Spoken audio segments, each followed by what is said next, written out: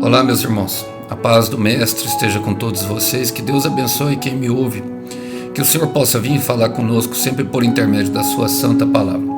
O texto hoje para nossa breve reflexão encontra-se no Evangelho de Jesus Cristo segundo Marcos. Eu quero ler capítulo 7, a partir do verso 6. Diz assim: Jesus respondeu: Hipócritas, Isaías tinha razão quando profetizou a seu respeito, pois escreveu: Este povo me honra com os lábios, mas o coração está longe de mim. Sua adoração é uma farsa, pois ensinam doutrinas humanas como se fossem mandamentos. Vocês desprezam a lei de Deus e a substituem por sua própria tradição. É uma mensagem um pouco dura, mas que pode nos ajudar a entender um pouco o processo pelo qual nós estamos passando. Eu quero contextualizar um pouco. Marcos, ele era um escritor que escrevia por agrupamentos de tópicos, assuntos ligados à fé, assuntos ligados à esperança, outros ligados à compaixão, e ele dividia, mas no capítulo 7 ele faz uma pausa e traz um ensino e uma exortação duríssima do Senhor Jesus justamente àquele grupo, os fariseus. Eles estavam ali questionando Jesus por que os discípulos não lavavam a mão antes de comer, e Jesus já vem com essa mensagem. Essa mensagem aqui, teoricamente, se eu pudesse colocar de forma bem coloquial do que se diz aqui em Minas a respeito disso, a gente vê bastante no interior, principalmente nas roças. O pessoal fala assim: faça o que eu digo, mas não faça o que eu faço. E é mais ou menos por aí, meus irmãos, a nossa trilha. Mas eu quero trazer esperança, porque a hipocrisia, ela é a arte de exigir do outro aquilo que você nem mesmo faz. Se tivesse um conceito firme para a hipocrisia, eu definiria assim: você exige de uma pessoa aquilo que você nem mesmo faz. E os fariseus, eles eram mestres nisso, e aqueles discípulos a qual acompanhavam Jesus tinham sido discipulados por ele antes. Então por isso o Senhor Jesus tratava bem duramente. Mas eu quero trazer justamente para os nossos dias, justamente para que nós tenhamos ensinamento, irmãos. Olha, no versículo 15 de Marcos 7, o Senhor Jesus dá justamente um antídoto para que nós possamos ter a correção daquilo que nós não devemos fazer. Ele fala assim: não é o que entra no corpo e o que contamina vocês. Vocês se contaminam com o que sai do coração. Justamente porque eles falavam, mas não faziam com o coração, honravam o Senhor com a boca. É mais ou menos quando nós damos glória a Deus, aleluia, e quando vem a dificuldade, nós temos uma dificuldade enorme de continuar acreditando nas promessas. Honrar com o coração, meus irmãos, fala de uma perseverança firme e de se manter fiel justamente quando a situação ainda é muito ruim. A fé, ela não pede sinais. Eu quero repetir isso. A fé, ela não pede sinais. E eu sei que tem pessoas que estão passando numa parte do processo a qual os sinais, eles diminuíram um pouco. Eu quero te dizer, meu irmão, é natural. O Senhor trabalha dessa forma para que aumente a sua confiança. Você percebe que mesmo assim ainda você não desistiu, mesmo que você não tenha visto nada. É como se você estivesse caminhando por um escuro e não visse nada. O Senhor está te ensinando justamente a não agir com hipocrisia. A hipocrisia, ela é um mal que assola a humanidade desde os primórdios. Olha, Paulo fala justamente como é a nossa fé em Romanos 10:10. Creia, confesse com a boca que o Jesus é o seu Senhor, e automaticamente ele se torna o seu Salvador. O texto não fala isso, mas confesse com o teu coração que ele ressuscitou dos mortos. E o ressuscitou dos mortos fala justamente que ele pode cumprir qualquer promessa. Eu quero repetir: ele pode cumprir qualquer promessa, porque se o nosso Deus, meus irmãos, aquele a qual nós cremos, venceu a morte, e a morte foi o último inimigo, mas na verdade ele venceu também, abriu a porta do espaço temporal para que nós fôssemos morar no céu, e venceu o pecado, então do que nós devemos ter medo? Não temas, pequeno rebanho, não temas, pequenino rebanho. Bom, e eu quero continuar, e eu quero usar aqui justamente duas pessoas que andavam com o Senhor Jesus para que nós possamos entender como funciona essa questão da hipocrisia. Justamente, eu quero falar primeiro de Pedro. E quero ler com vocês ali em João, capítulo 18, no no versículo 17. O João, ele pediu ele conhecia bastante, para vocês verem aqui a palavra fala assim, que o outro, fala assim, esse outro discípulo, no versículo 16, era conhecido do sumo sacerdote, de modo que lhe permitiram entrar com Jesus no pátio do sumo sacerdote. Esse é o momento do julgamento, é o momento onde o pau tá torando, como eles falam aqui em mim. O pau tá quebrando, tá chovendo canivete, meu irmão. Jesus está sendo chicoteado, socado. E tava Simão e Pedro ali querendo assistir tudo, muito assustado, logicamente, com tudo, irmãos. Porque aquele homem se declarava Deus e estava deixando ser espancado, mas fazia parte para que a palavra se cumprisse e para que muitos outros viessem a crer. Então Pedro fala no versículo 16 que Pedro teve que ficar do lado de fora do portão. Então o discípulo conhecido do sumo sacerdote falou com a moça. A moça deixou ele entrar. E aí no versículo 17 a moça fala assim, perguntou a Pedro, você não é um dos discípulos daquele homem? Não, respondeu ele. Pedro mentindo, irmãos. Pedro mentindo. Mais uma vez, porque em Mateus capítulo 17, quando Jesus dá a ordem para ele tirar a moeda da boca do peixe, perceba que era uma recorrência, sabe? Agora, vamos analisar friamente essas duas mentiras. Umas para defender o mestre, a outra para salvar a própria vida. Logicamente, meus irmãos, não existe mentiria branca, eu jamais pregaria a favor da mentira. A mentira, ela não abençoa ninguém. Mas o Senhor, ele observa os motivos e as razões. Naquele momento, o Pedro estava querendo ver o que ia acontecer com o mestre. E olha, eu quero ler com vocês mais um versículo que faz parte do cenário a qual Pedro está inserido. No versículo 18 fala assim, como fazia frio, os servos da casa e os guardas tinham feito uma fogueira com carvão e se esquentavam ao redor dela. E estava ali, esquentando-se também. Irmãos, isso tudo fazia parte do processo a qual Pedro estava sendo submetido para se tornar o líder da igreja. E tudo que nós passamos, às vezes nós caímos e nós queremos, meus irmãos, com tudo esconder do Senhor Jesus. Mas a palavra fala em Lucas, nesse mesmo texto, pelo evangelista Lucas, eu gosto de Lucas, porque Lucas ele tem um olhar clínico. Ele fala que o Senhor Jesus, enquanto era socado, fitava os olhos em Pedro, enquanto ele negava. E ele viu, e ele negou 3 vezes, e a palavra fala que ele se entristeceu demais, porque ele tinha lembrado de tudo que Jesus teria dito anteriormente. Por quê? Porque o Senhor teve uma conversa com ele, fala assim, Satanás pediu para te peneirar. E peneirar fala do processo. E eu roguei ao Pai para que você suportasse.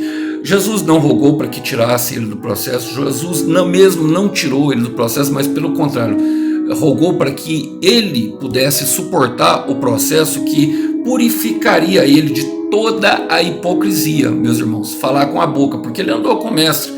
Ele estava falando não, e agora ele estava justamente agindo como um hipócrita, não é verdade? Vocês concordam comigo que havia um pouco de hipocrisia nessa mentira? Porque há pouco tempo atrás ele queria defender o mestre com uma espada, cortando assim a orelha, ferindo a orelha de Malco. Jesus teve que colocar a orelha no lugar. E muitas vezes nós agimos assim, quando estamos sob pressão. Mas quando o Senhor nos coloca no processo, é justamente para que nós possamos ter a mesma postura, mesmo diante da pressão. Eu quero falar uma coisa para você, a postura é a mesma e ela deve permanecer. A postura é a mesma e ela permanece. A postura é a mesma e ela permanecerá, confiante que Deus é fiel. Em Lucas capítulo 1, versículo 37 fala que, pois para Deus nada é impossível. Então em qual fase do processo você está, meu irmão? Da negação? Você está na fase justamente de falar que o Senhor pode fazer tudo com muita alegria, aceitou o Senhor Jesus? Saiba que há um processo de purificação e não é fácil. Parece fácil. E quando a gente vai agir na facilidade, de repente a gente percebe e encontra com a dificuldade. Sabe por quê, meu irmão? É fácil, sabe? É fácil sonhar. Difícil é levantar para fazer com que o sonho se realize. Então, levante-se hoje para fazer com que o seu sonho se realize. É fácil, sabe? Beijar no rosto, beijar na boca e até mesmo beijar na mão. O difícil é fazer com que o beijo entre dentro do coração. da pessoa a qual se almeja conquistar. Agora eu vou te falar, quem achou que ia ser fácil, quem achou que ia caminhar na facilidade, no meio do caminho, encontrou a dificuldade. E olha, perceba que era um inverno da alma, estava frio. Olha aqui, João fala aqui no capítulo 19, como fazia frio, os servos da casa tinham feito uma fogueira. O problema é que essa fogueira tinha sido feita por mãos humanas. Ela esquentava temporariamente. Tudo que vem do homem, assim como aqueles fariseus que queriam ensinar como fazer, não vai trazer uma solução eterna, mas quando o Senhor faz, é eterno. O Senhor, ele vem para trazer salvação e eternidade para o nosso coração. Então tudo se torna mais leve. A palavra fala que a bênção do Senhor não acrescenta dores. Se eu não me engano, Provérbios 22, versículo 10. Mas muitas pessoas trazem esse versículo como se a bênção do Senhor não trouxesse dores com ela. Ela não acrescenta, ou seja, ela não tem uma somatória de dores, mas haverá algumas dores que serão necessárias no meio do processo para que a nossa confiança, para que todos os sentimentos ruins que estão dentro do nosso coração, inclusive esse sentimento que nos faz pecar contra Deus, contra a hipocrisia, saiam, para que nós louvemos ao Senhor com a nossa boca e com o nosso coração. Eu quero dizer que o processo de Pedro continuou duramente. Ele negou e chorou amargamente, mas no versículo 21, o Senhor se encontrou com ele. E no versículo 21, eles estavam ali pescando novamente. O Pedro tinha voltado à velha forma de homem, à velha forma de ao velho homem, tinha voltado a fazer o que fazia antes, pescar, meus irmãos. Por quê? Porque ele tinha se alimentado ali talvez na fogueira feita por homens. Mas eu gosto porque o Senhor Jesus, ele é muito engraçado em tudo que ele faz. A palavra fala em João capítulo 21, versículo ali conta a história da segunda pesca maravilhosa, a qual eles estavam pescando e o Senhor manda, da mesma forma que ele tinha mandado lá em Lucas, quando ele chamou o Pedro e falou e prometeu ele que ele se tornaria um pescador de homens. O Pedro largou os peixes e eles pegaram e tiveram uma grande pesca, chamada pesca maravilhosa. Mas essa aqui é a segunda pescaria. E olha só o que a palavra fala. A palavra fala assim, ó.